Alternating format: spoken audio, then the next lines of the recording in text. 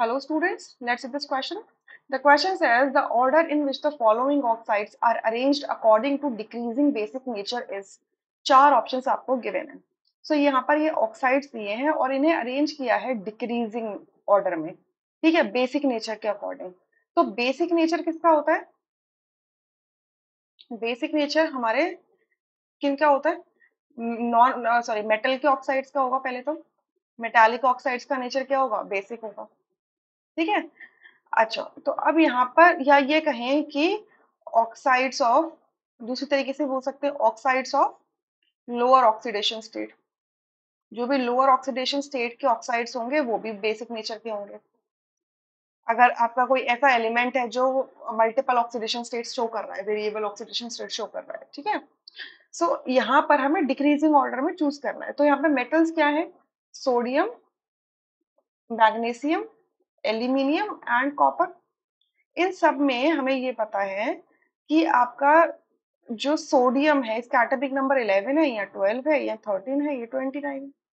यानी कि ये कहाँ है? पीरियड नंबर 4 में है. ये तीनों कहाँ है? पीरियड नंबर 3 में है.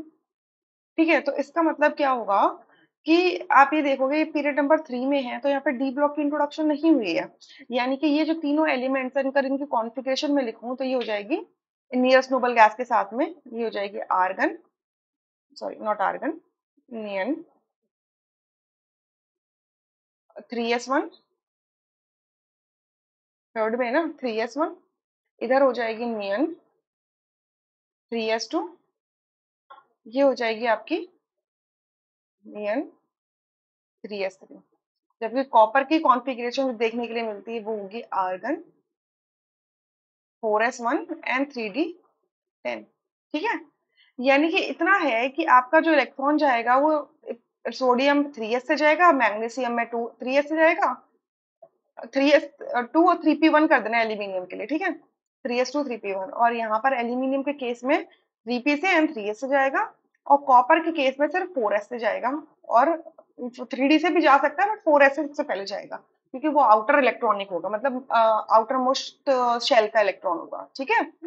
अब क्योंकि सोडियम हमारा क्या है, बिल्कुल पीरियड के लेफ्ट में आता है. ठीक है, पीरियड के लेफ्ट में आता है तो सोडियम का साइज बड़ा है एल्यूमिनियम के कंपैरिजन में. तो सोडियम क्या करेगा? अपना एक इलेक्ट्रॉन फटाफट से लूज करके नियरेस्ट नोबल गैस कॉन्फ़िगरेशन में आ जाएगा.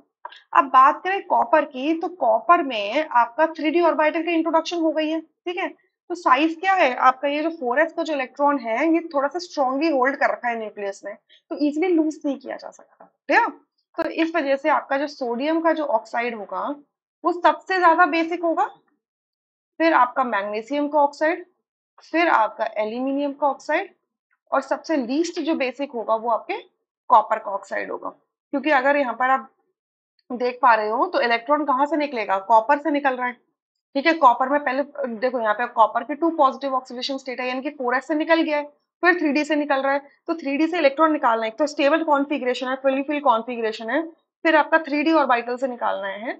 सो ये आपका क्या हो जाएगा? डिफिकल्ट टास्क होगा. तो इजीली इलेक्ट्रॉन लूज नहीं हो रहे तो अच्छा मेटालिक कैरेक्टर नहीं है उसका, तो बेसिक नेचर भी इसका ऑक्साइड का नहीं होगा. सो अकॉर्डिंगली डी ऑप्शन हमारा करेक्ट होगा. Rest are incorrect. I hope you understood. Thank you.